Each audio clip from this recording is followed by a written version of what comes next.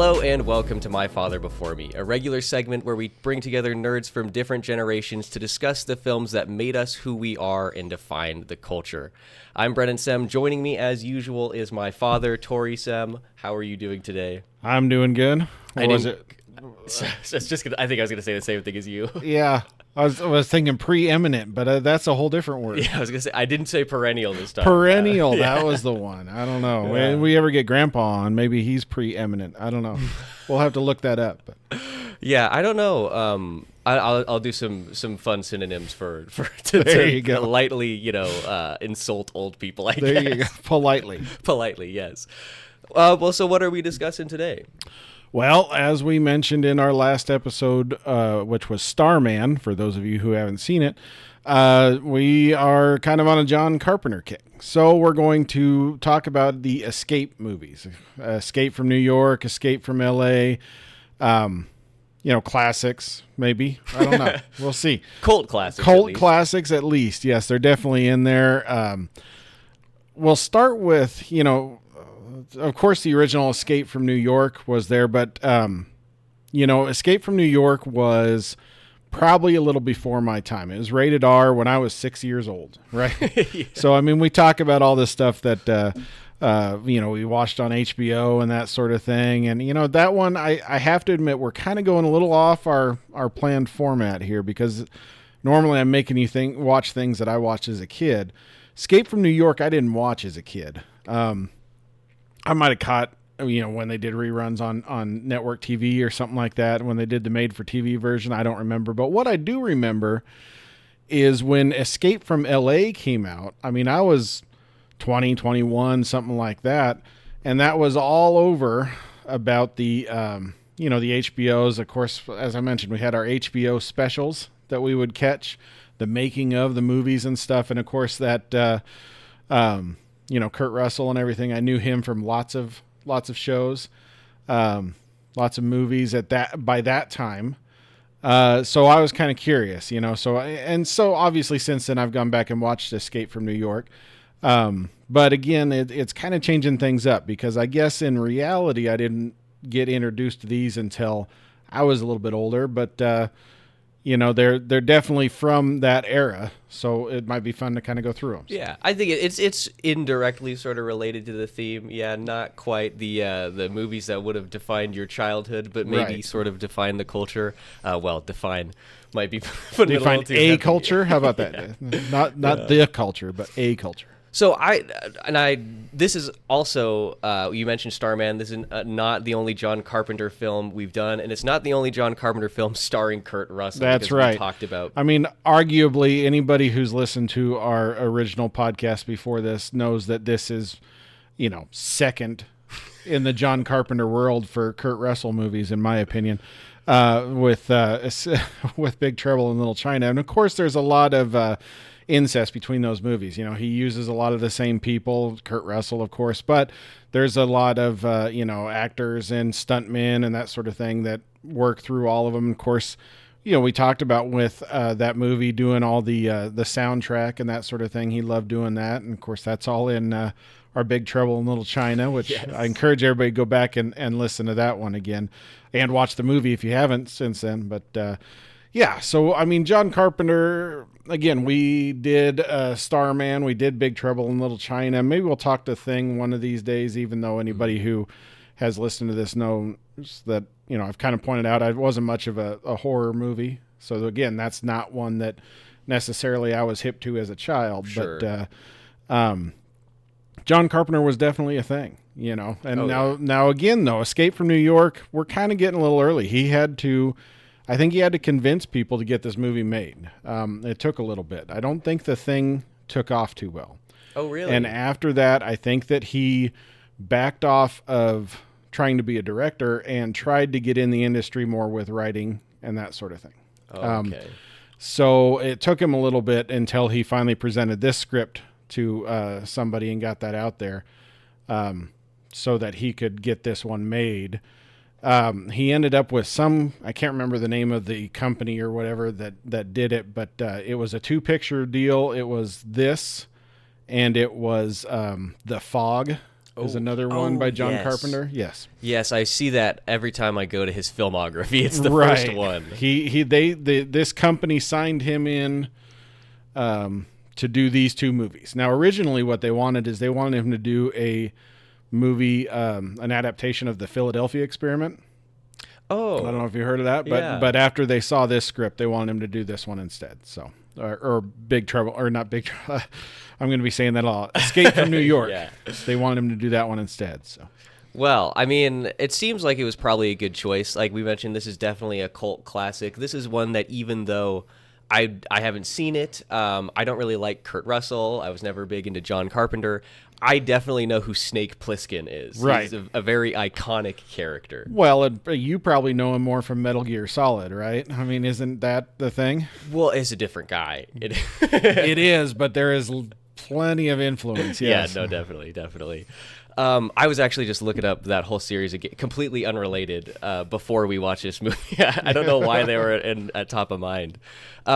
So, on the character of Snake Plissken, I am a little bit confused because I sort of get the sense that he is like this, ultimate soldier kind of guy. Like everybody knows him. He's a known outlaw. And the way that they treat him, the way that the government agents and police force treat him, I sort of expect like an ultimate assassin kind of guy. But throughout both of these movies, he really doesn't do much at all. Doesn't feel like it. He's Kurt Russell's favorite character ever, and when we talk about Escape from LA, we'll bring that up a little bit more. The thing is they keep on mentioning, all this stuff, his Purple Heart or youngest man to win an award from the president or something like that. They keep on mentioning offhand that stuff, and I don't know if they've ever really laid out his backstory entirely. Now, it is interesting because they initially had about 10 minutes of film at the beginning of this movie that was Snake doing a bank robbery, and it was how he got caught. Yes, right? The Federal Reserve. Right. So they had that in the movie, and test audiences were a little confused. And then, of course, right off the bat, your main hero is a bank robber, so you don't, in those days, that wasn't a thing, I guess. So they cut that all out of there. So maybe that would have given a little bit more of a connection to him.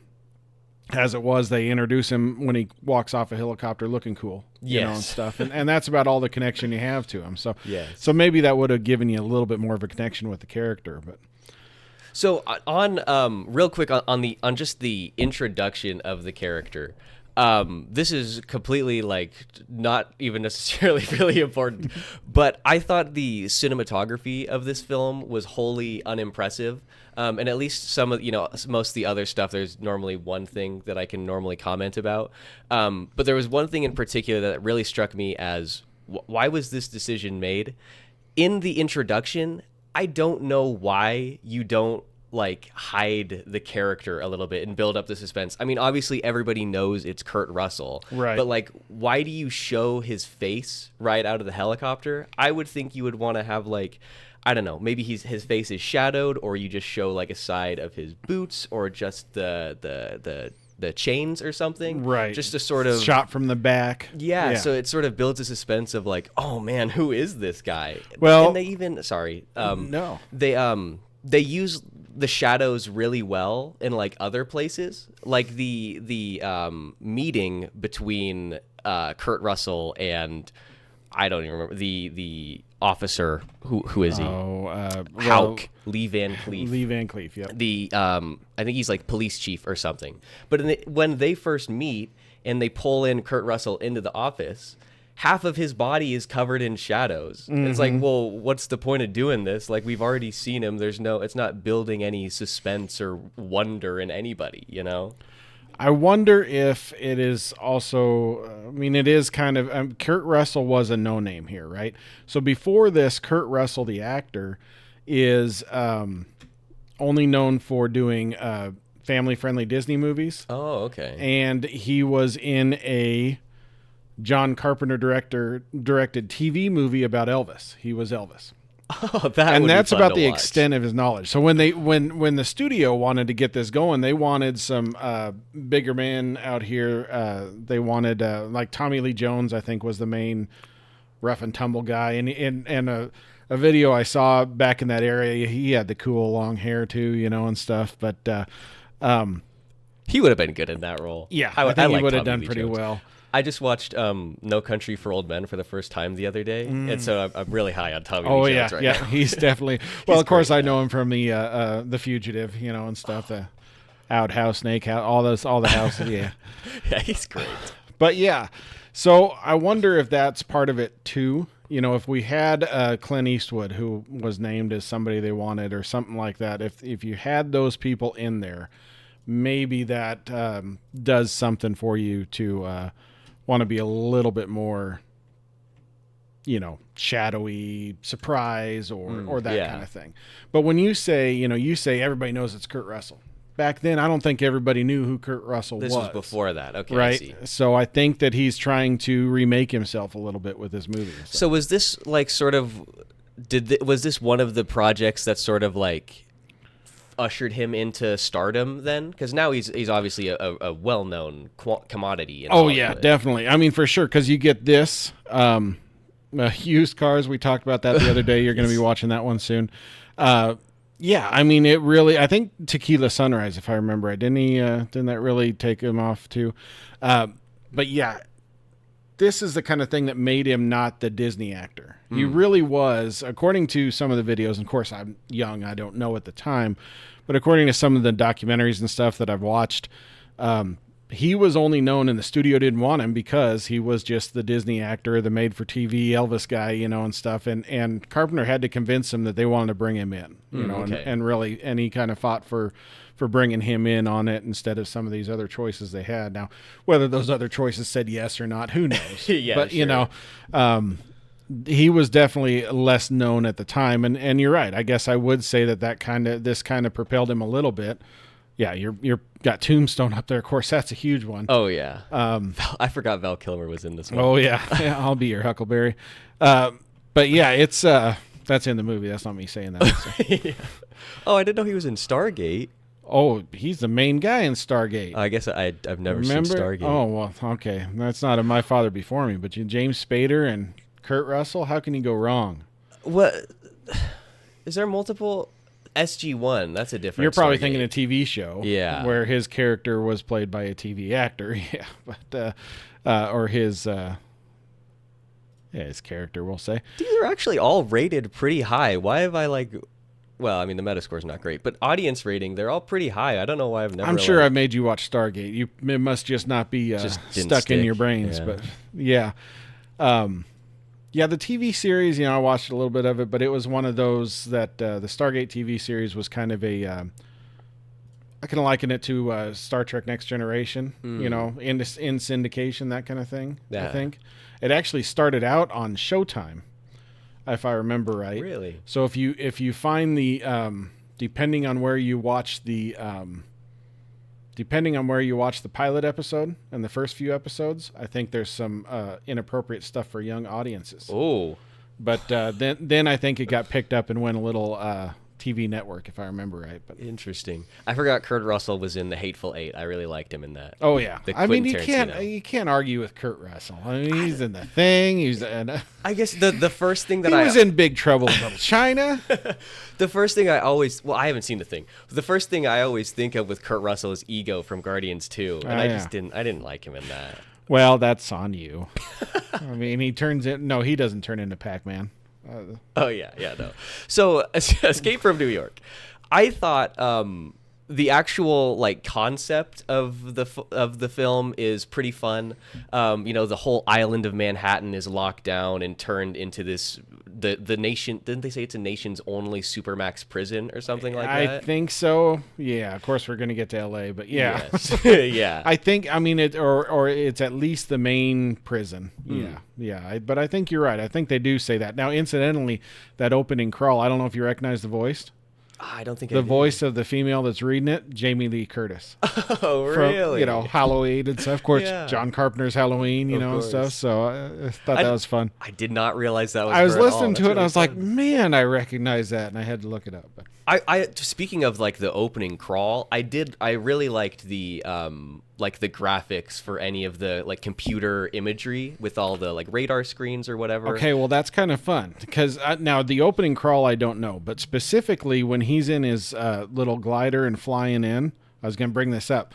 The way that they did those scenes is they actually took a model, painted it black, and put reflective tape That's all really around, cool. and that's why it looks like the cool 3D model. I thought that was pretty slick. I was yeah. like, how are they doing like the actual like difference in perspective? That's Yeah, really cool. Yeah, I really thought that like was pretty slick. But. Now that being said, I thought that glider itself looked dumb. It looked so dumb. Well, he stealthily landed on the Twin Towers, the Twin which Towers. R.I.P. But Yeah, uh, that's one thing that I think is weird, and this is not gonna probably have any impact on you. But growing up like post 2001, it's always a shock to me when I see a movie and I see the Twin Towers. I'm like, oh yeah, like that was not that long ago that happened. well, and it is interesting because I do remember. Someday we'll watch. There was a King Kong that was done in,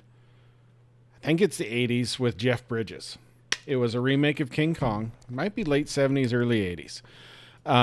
And the, of course, the ending of King Kong is he's in New York, right? Mm-hmm. And they actually, instead of the... I found it. There it is. Yeah. When was it? Oh, 76. Oh, wow. Oh, yeah. It's for real. The ending of this one, of course, in New York. Oh, spoiler alert! King Kong dies.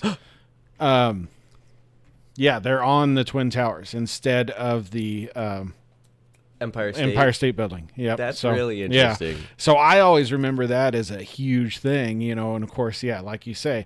Now, and the other great thing, nerd culture wise, that I always bring up about the Twin Towers is there is a when Spider-Man, Tobey Maguire's Spider-Man came out, which we may mention later, when that came out, there was an actual teaser, and I don't know if you can find it online, but there's an actual teaser where they were trying to bring, didn't even show Spider-Man, but there's a helicopter flying through the air with criminals in it, and they fly between the Twin Towers, and they get caught in the net.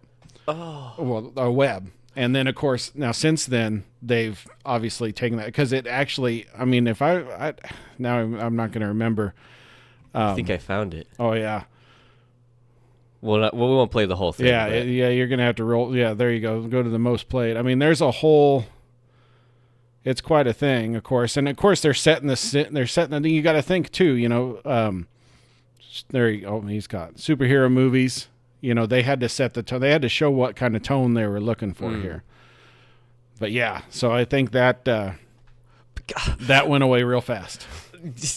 You got to think probably immediately afterwards, who's the first person who was like, oh, we got to reshoot the teaser trailer. Now we got to do it again. Who's the first who's like, I hate to be the one to say it, but we're going to need to redo the promotional material. I mean, because it's pretty high quality stuff, but anyways, okay, so Escape from New York. Yes. Yeah, I mean, so we had John Carpenter. Did you notice the other writer, Nick Castle? Yes. From Last Starfighter? Yes, director of The Last Starfighter. Of course, he's also The Shape on Halloween, and stuff. So, of course, him and Carpenter are good friends. He brought him in to help punch it up a little bit. Like, I know it said in one thing that he kind of wrote some of the humor scenes and with Ernest Borgnine and the ending and stuff. So, I mean, he kind of threw that in there.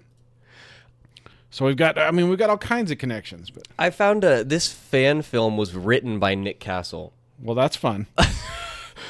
That's really weird. Oh, just characters. Okay. So they don't have anybody who as a writer credit on this, except for the guy who came up with the characters. I guess. There you go.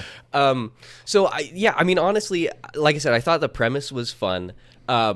I really would have liked to see a little bit more of Kurt Russell actually being like a badass, instead of just running around holding a gun. It's definitely a different. If this was remade, you do see a whole different thing, right? There would be action, there'd be, you know, all kinds of stuff. I mean, we've seen movies, even superhero movies, where you've got the special ops guy, and it's a whole different ball of wax, right? Sure.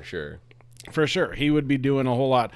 I mean, as it is at the train spot, he gets caught, and then the guy hits him once and he goes out. I'm like, okay, you know, that's I'm not sure about that. So obviously I don't know if we can credit John Carpenter for action directing as well. But Yeah, no, there's definitely, there's not really a lot going on. Incidentally, we talk about remaking it today. There was a movie out with Guy Pearce that was made in the 2000s, I think it was. They were talking, now I can't, Lockdown, Breakout, something like that. But it's this same premise where I think it's the president's daughter is kidnapped and taken to some space station. Okay. And he is the Snake Plissken character that has to go in and save her. John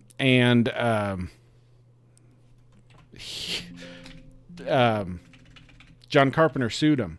Oh, really? And won, because it was that similar. Oh, that's really embarrassing. To what it was. Yeah, there you go. Lockout, I believe that's it. Yep. But it's a very similar premise. But yeah, enough that, like I said, him, Nick Castle, they all got some money, and the studio all got some money out of this, this movie. So. Good for him. Yeah. I like Guy Pearce, but yeah, I can't imagine that this movie was really all that amazing. 2012, I mean, it's like we say, if we talk remakes, I'm sure it was a lot better. But. Who would you, if they were to remake Escape, who would you want to see as Plissken? Like, who's like I guess probably, as far as I can think of, only like Chris Hemsworth. Yeah, but I'm thinking John Barenthal. Oh, is he too old? He would be so good. I'm thinking that kind of, you don't, Hemsworth would be great. Yeah, he's great as the Punisher.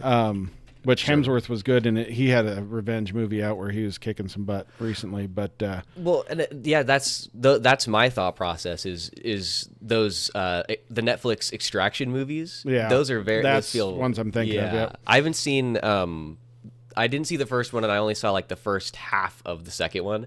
But it seems to me like that's the sort of style that you would want to go with. But I mean, anytime you're thinking military guy, I mean, maybe Punisher is. He's a year younger than you. Oh well, of course. I mean, that's why I look so much older. That year. That's a hard year. No, he maybe I'm thinking Punisher, but even back in the Walking Dead days, he kind of has that. I don't know, that dark, brooding kind of guy. He's rough. Well, yeah. I mean, he's got that like personality. Like he definitely tries to embody that in his life. If you listen to like his podcast, which I can't remember what it's called now, but he's done a lot of interviews where he talks about he's a very gruff guy. A different one that I think would be interesting is Glenn Powell, who's sort of had his rise to fame in this last year or two. Top Gun. That's okay. Top Gun. He's mostly done, rom-coms. Anyone But You was his most recent one. But he's in Twisters. Yes, Twisters. I'm sure that'll be great. And then there's a remake of The Running Man that he's going to be in. All right. And Hitman is another. I think this might be like a half like a rom-com type thing, but it's definitely an action comedy. So I think that could be a guy who might make sense. Netflix original. Yeah, I think. Oh no, it doesn't. It comes out in a couple days. Never mind. Oh, we'll have to check that out. Yeah. But he's one I've seen. His name has definitely been thrown around a lot in the articles for action castings. I think so. Yeah, I think you can definitely remake it now. And again, in this instance, if you get the right director, we've seen this kind of thing. Again, we always talk about Captain America, Winter Soldier, right? How it's a spy action, ground level kind of thing. Granted, he's a superhero, but you know what I'm getting at there. Definitely. I mean, I just think of that opening scene on the boat, and stuff where they're going in there. It's that kind of thing that I could see somebody going. Of course, if that's he'd rescue the president in the first 12 minutes. Yeah. But, okay, sorry, I just noticed this. Mm-hmm. The poster has the Statue of Liberty. It's never in there. Nope. I didn't think so. Now they do have a shot, and what I heard was they had to get some pretty special permission for the one little shot where they are on, because the base of operations for this prison colony or whatever is Ellis Island. Mm-hmm. They got one little establishing shot, and the only approval they could get was they could get one helicopter shot, and they couldn't even be on the island necessarily. So all the documentaries and stuff kind of point out that it's kind of clever editing how they get a shot of the Statue of Liberty and then move over to them walking across a field. Well, that field is somewhere else completely, and stuff, because they couldn't even get approval. So I imagine there's a little bit there where they couldn't even get approval on that. Speaking of this, most of this was shot in St. Louis, Missouri. And the reason for that... Because it's broken down and destroyed. Kind of. I mean, part of it was because it's too expensive to do this in New York, and they didn't have much of a budget. Seems fair. But the other reason for that is because St. Louis I think it was a couple years prior to that, had a huge fire. Oh. So they actually had an area that was pretty beat up, and stuff. So they would bring in a truckload of trash and dump it, and then film it, and then take it out, and stuff. That's really fun. There's a shot of the president's down plane, and they actually bought a decommissioned plane, broke it up, and threw it on to the set in the middle of the night because they didn't have the permits for it, and they took it away. Oh, wow. So, it's one of those low budget movies we kind of talked about before in the past, where they had to do what they could. And, I think I think John Carpenter kind of had a little bit of a reputation for being able to do good movies on a cheap budget, and that sort of thing. So. Well, that's good. I'm impressed. Speaking of the design around location scouting and like sets and stuff, I thought that the set design in this film was amazing. There's just so much there. Like, there's so much world building done in the sheer amount of garbage and graffiti and all the various aspects. I thought it was really, really fun. It looked like, oh yeah, this is the kind of place that's been left to its own devices for however long. I don't know how long it took them to build that wall around it. Yeah. I mean, obviously, I don't know. I guess maybe it's some magic walls now in the future. That is true. In 1996 future, they can build a wall around a city real fast. But. Yeah, 1996 future, but they've still got the incredibly long antenna on the communications device. Well, you don't remember 96. Cell phones just came out. No. When I saw that, I could not stop laughing because it was comically large. It was like he was just standing in the World Trade Center, and he pulls it out, and it's literally like, he goes... and just like lets it stick out. It's ridiculous. Another thing I enjoyed, I really liked the characters in this. Obviously, we talked about Snake Plissken and how he's just fun, right? But everybody's so like over the top. It's so fun. Like the Romero, who is the main villain's like. Drug addict assistant. He got his hair all wonky and stuff. Yeah, got a Joker laugh every once in a while. And then with Brain and the Duke, the main villain, I really liked like the portrayals of those characters, and I thought it was really fun. I think and Carpenter has come out and said at one point that he wanted more theme gangs in there. So there was a movie that came out called Warriors. I don't know if you ever heard Warriors come out and play.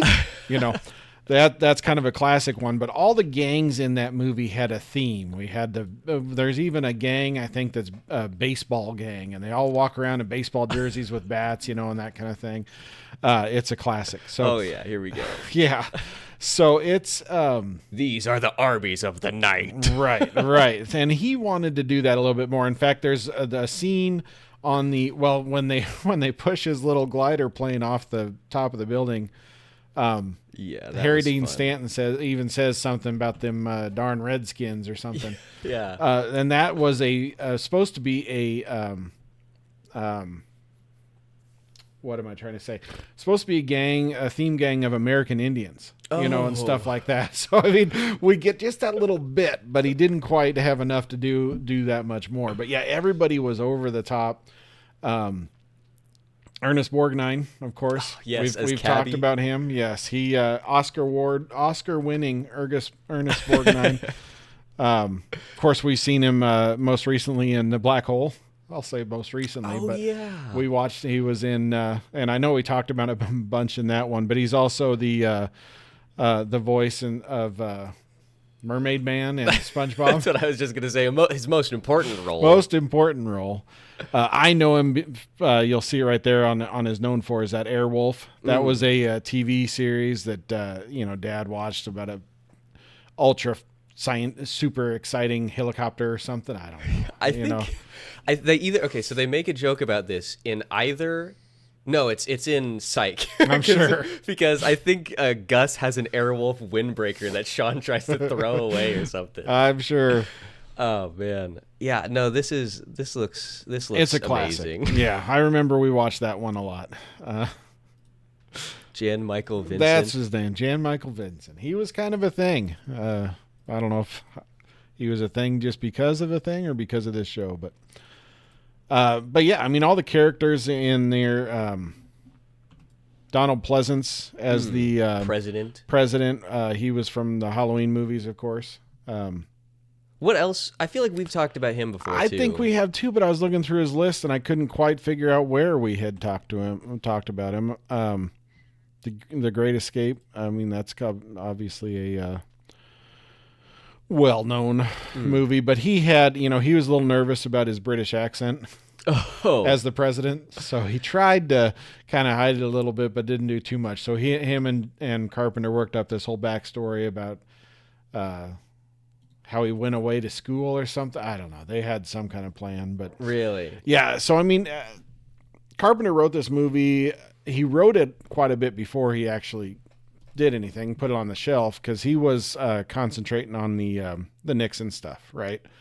And of course, he's very cynical about the government and that kind of thing. Yeah, that definitely comes through. Yeah, so I mean, he definitely tried to get that played up a little bit more, and that's one thing that I thought about while I was watching New York, but especially while I was watching like L.A. I'm very curious as to what like John Carpenter's like actual political beliefs are, because presumably Escape from New York, it's like, a very anti, military industrial complex, military spending, very anti-prison. And then Escape from L.A. But the villains in both, not the villains, but how am I saying this? The villain in Escape from L.A.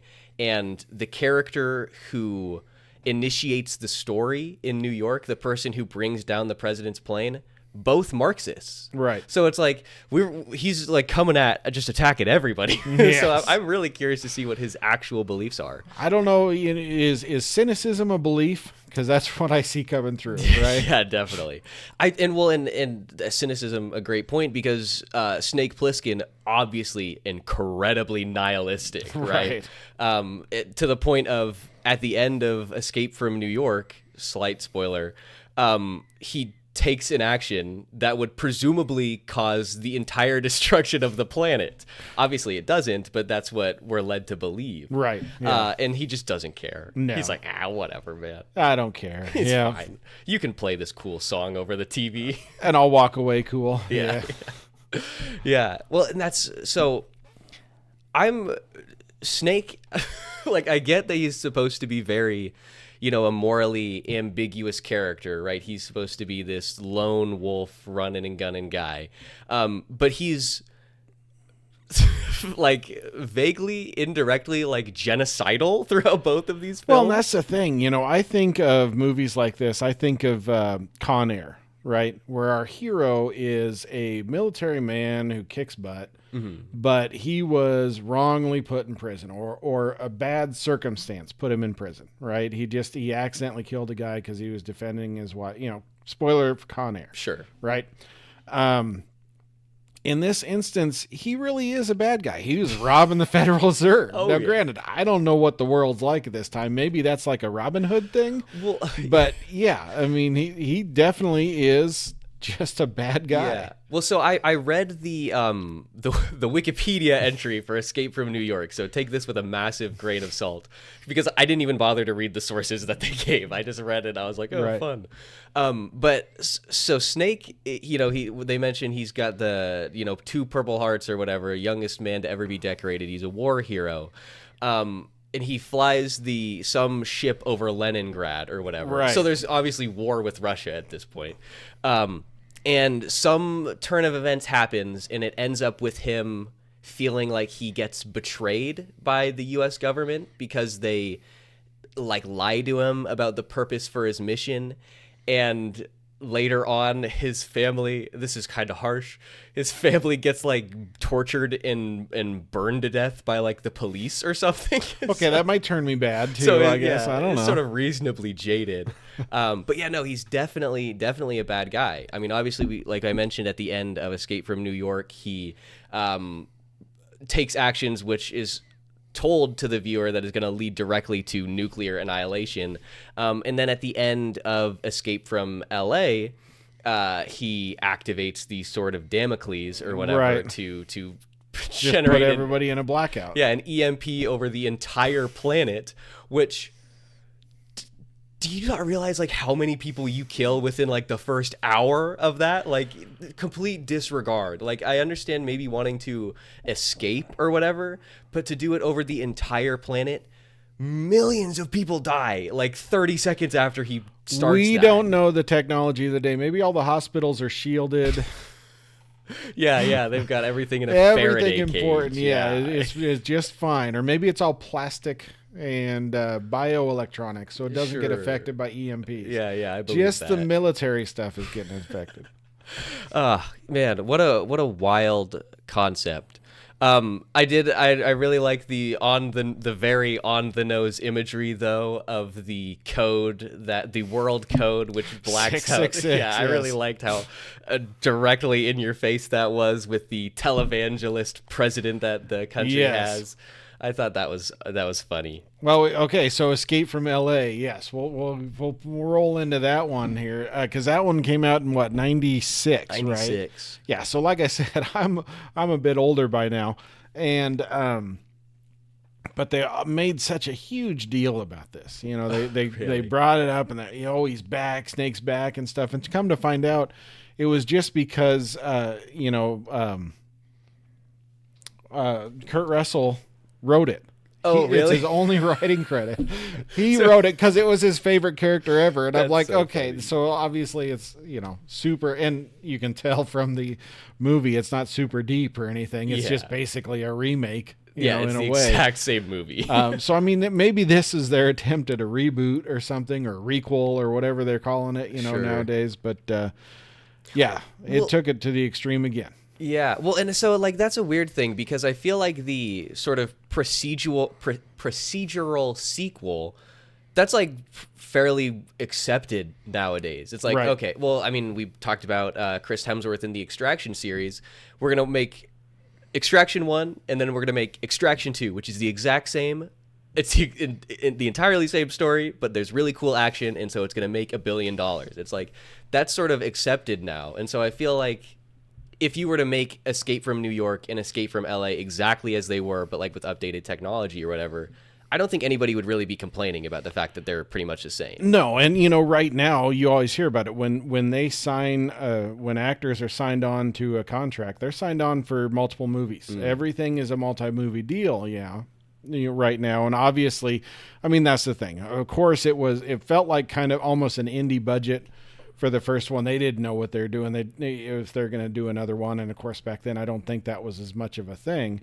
But yeah, it's definitely a whole different thing now because you would plan for that. You'd have at least some sort of a story out there where you could do that. Like you say, at the end of Escape from New York, for all intents and purposes, nuclear war started right after that because the president didn't get up and talk when the last few minutes like he was supposed to.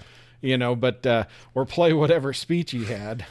Yeah. Which Carpenter has come out and said, don't bother trying to figure out what's on that tape. Oh, okay. It was only the MacGuffin. Yeah. It was only something to get Snake in there and to do it. Yeah.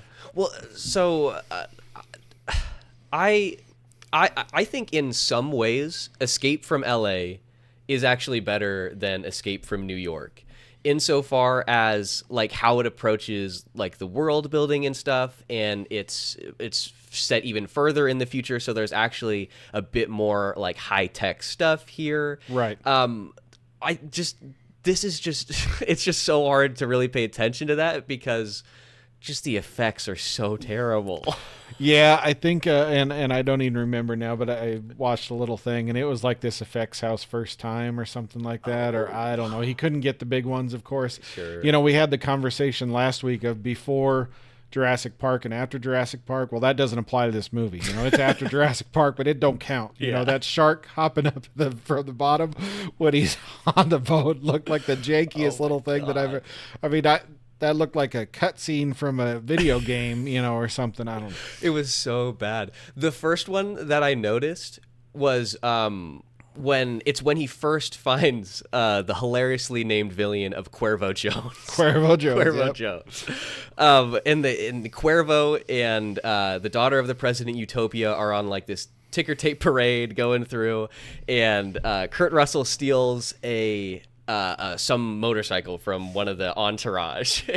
And the scene that stuck out to me so obviously was there's this one part where he jumps over a ramp and lands in the bed of a truck. And it was so obvious because it was literally like somebody had the still was just him sitting there with like wind blowing his hair, and somebody had like taken their cursor and dragged him like and increased the size of it, so it was clear that he was closer. It was just so bad. Oh yeah, and that's the thing. I mean, like I said, they were all high on this. What did the scene where he's surfing? You know, surfing down the spillway or whatever. Yeah, I mean it's not good stuff. You know. They didn't have, of course, probably didn't have the same budget that Spielberg did on Jurassic Park, so we got to give them a little bit. Sure. But even so, yeah, it's pretty rough when they're doing that. One high point of this film for me, though, was, or one point of this whatever. I got the whole inflection of that sentence wrong.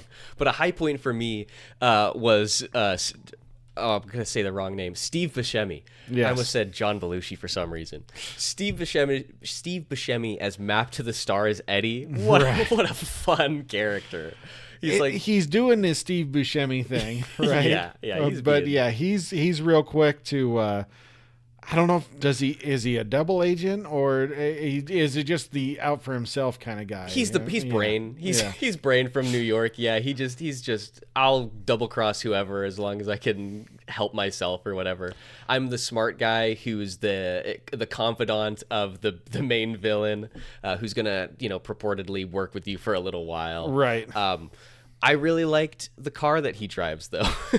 Well, that was Cuervo Jones lets him borrow that car, which happens to have the glove compartment with a little needle. Because, I mean, how often do you have to shoot the guy in the car with a little needle out of the glove compartment? Well, in my passenger seat, Shade normally sits, so I'd be propping that button all the time. Not now. Just be quiet. Let me think. I completely forgot what I was just going to say. Well, okay, so let's stick with it. Steve Buscemi's in there. Stacy Keach. Now, Stacy Keach, recently he was on a network show that had, Joey from Friends. Oh, Matt LeBlanc. Matt LeBlanc, yes. Yeah. And it was a fun network comedy, just a family comedy kind of thing. And he was the doddering old man, which I thought was kind of fun. Stacy Keach, I kind of like him. I remember him because Grandpa, your grandpa, back in the day, he loved the, there it is, Man with a Plan. He loved the Mike Hammer series.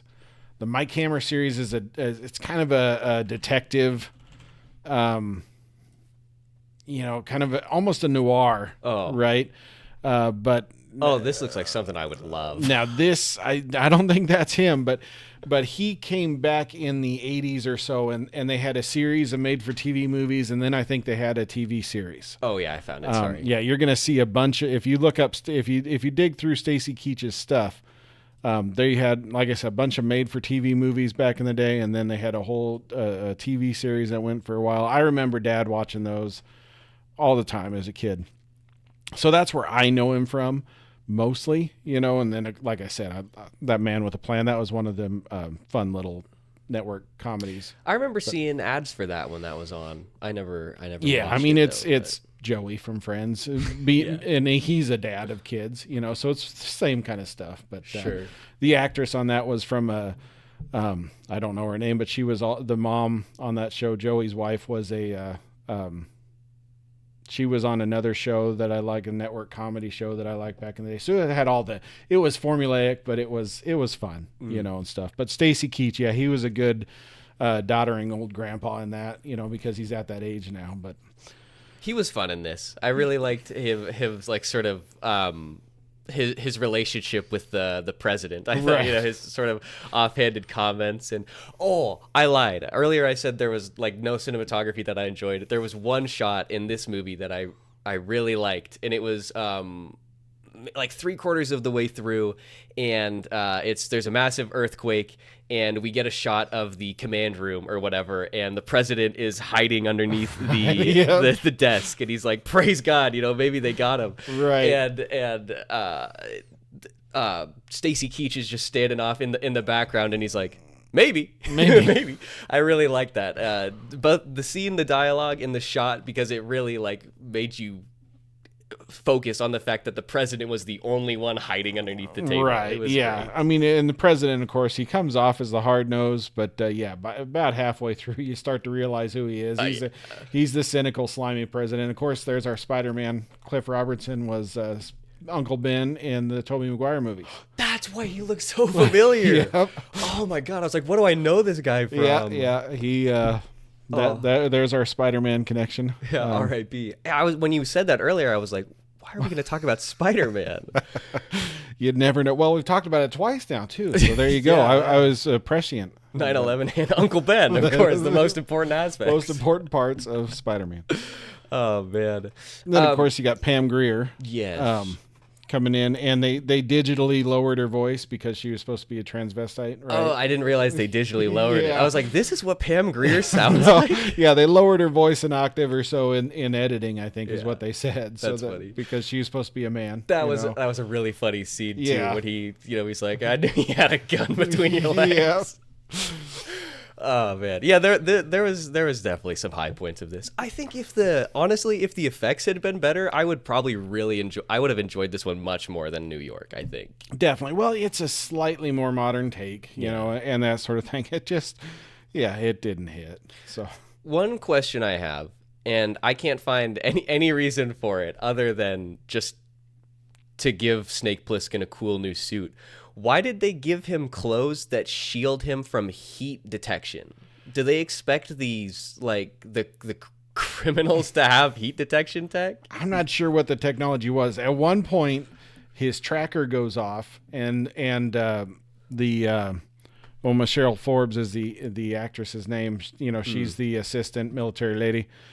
She specifically says, and I can't find him because he's got the stealth suit on, or something like that. It's like, why would you give him that? That doesn't make any sense to me. And that's kind of a thing that they, a little trivia thing, when Snake pops out, or when they bring him up, when they introduce him in 97 in Escape from L.A., he's wearing the same outfit from Escape from New York. Yeah. It still fit him, but then they changed him, so... Yeah, that jacket has got to smell, dude. There's no way he's cleaning that. If it's in the closet. Oh, well, yeah. I mean, no, I mean, this Snake Plissken, I forget how, because it's 2013 or something in the movie is when it's set? I can't remember. I think you're right. I mean, whenever it was, it's whenever L.A. broke off of the planet because of earthquakes. Yeah, massive earthquakes. So, 2013, yep.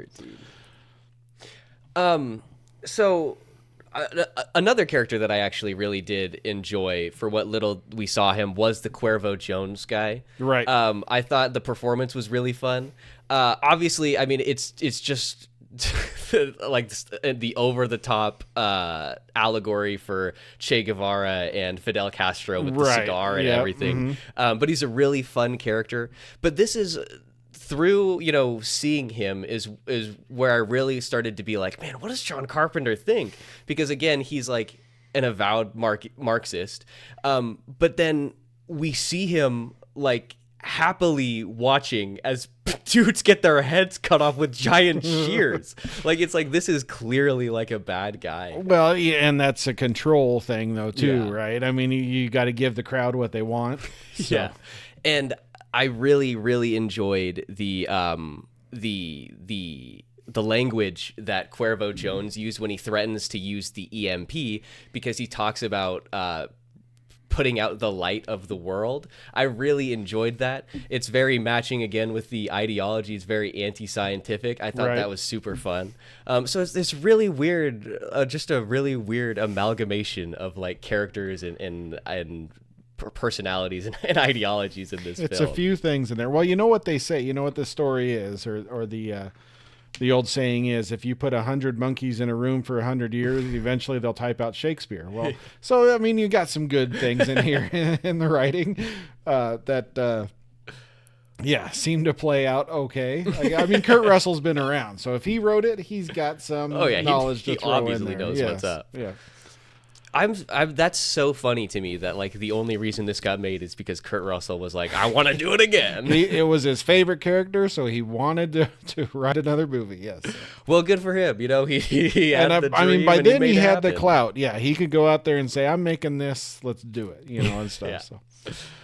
Oh man. So I mean, honestly, so as far as how I would rank these, Escape from New York is the better film. I definitely think LA has much more potential. But that being said, obviously we'd spent a lot of time talking about like potential remakes and stuff like that. And so I think this is, you know, it's like a bunch of the other movies we always talk about. The movies themselves aren't that great, but I really like the world that they build and the potential for stuff there. And so I think, you know, as a series, we could do it again. How would you think of the sequel that they're planning? The sequel they're planning was Escape from Earth. So there is a ship somewhere on the planet that somehow was protected from the EMP. Naturally. And they were going to I think it was either colony on the moon or Mars was the plan. Wow. So I have to see it. Yeah, that would be great. What would have been really funny is if the ship is protected after the EMP because it was built by the president, who obviously knew about the EMP and built a Faraday cage. Obviously. So the ship itself is called the Ark. There you go. And then you get to, you know, you can have some fun closure. Maybe Snake Plissken gets some revenge on this president here. Well, there is a movie called Ghosts of Mars, a John Carpenter movie.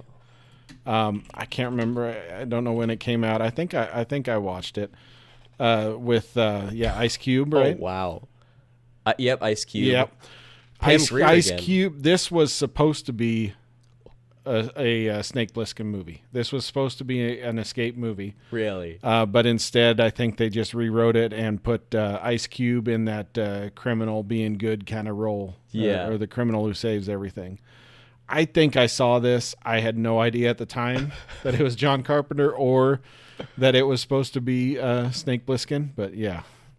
I really want to. This looks so bad. I want to watch this so well, much. It's a 4.9. I mean, that doesn't even hit Willow. So, man, I wonder if Pam Grier's anyways.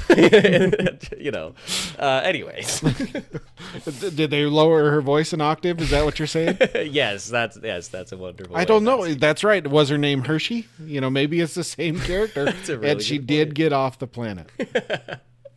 Oh man, yeah, I do wish that they had spent a little bit more time. Like we mentioned in New York, I wish in this they'd spend a little bit more building out like the various different gangs and stuff.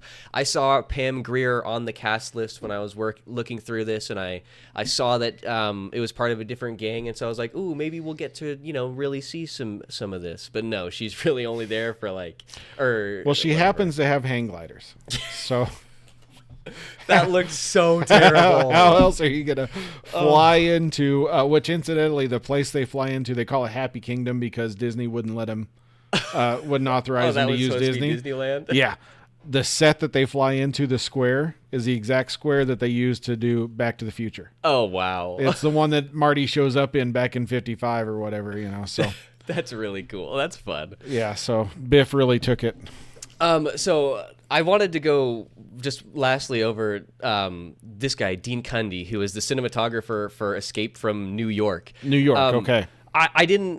This was the one that I didn't like anything in it, so I don't want to bring it up to praise him, but I want to bring him up because he's done like so much work.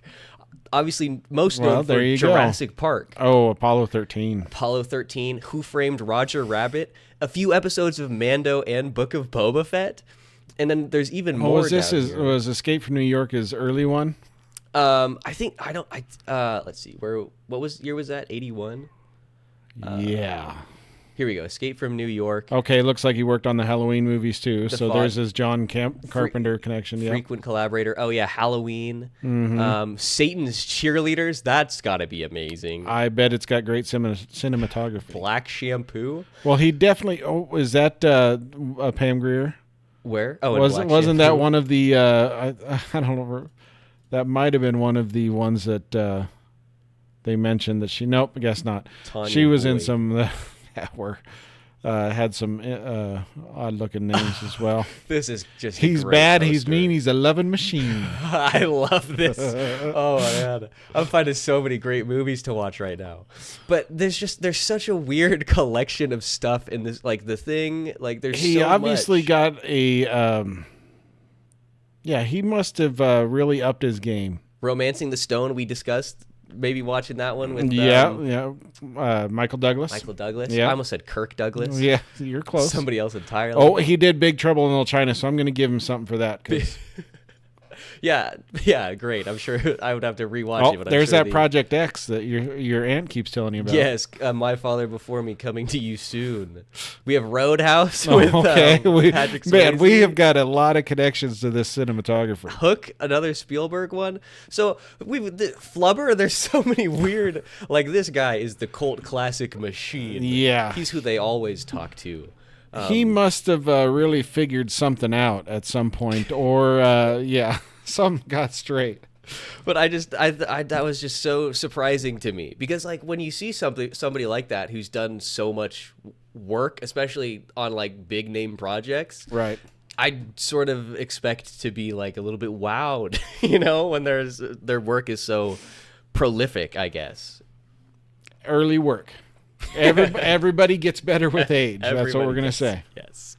Yeah. So, I thought that was fun. Yeah. I don't know. Any final thoughts on either of the Escape movies? Well, like I said, I mean, these are ones that I wouldn't even call, important in my childhood. Yeah. But they were there, and we brought up John Carpenter, so I think it was good that we went back and looked at them just to see. They're obviously second to Big Trouble when we talk John Carpenter movies, second to Starman when we talk John Carpenter movies that I know. One of these days we'll look at The Thing and Christine. Yes, I definitely want to watch those. So we got to check those out and see where we're at. I think it's kind of fun going back and watching some of these. Like I said, that I necessarily aren't quite ones that I watched and am forcing you to watch. So. Sure. I think if we're going to rank the John Carpenter movies we've looked at, I think it's probably got to go. I think I probably agree with you. Big Trouble. Okay. Yeah, I guess probably Big Trouble, Starman. I was going to say, maybe we don't have enough of a list to be less than obvious. We're talking Big Trouble is the best, and then we've got an Oscar nominee, and then we'll go into then we've got the Escapes. But I'm really excited. I mean, I discussed this when we talked about Starman. I wanted to watch The Thing for like at least a decade now, but it just is never streaming anywhere. And so I'm very excited to continue this John Carpenter retrospective that we've got going on. There's a few that I really want to watch. Yeah, we got to track that thing down. I may have to hit the library, get the good old-fashioned library card out and get the DVD. Yeah, back to the old days. That's right. All right. But that's going to wrap us up today. We'll be back here in 2 weeks with another My Father Before Me, and we will catch you guys then.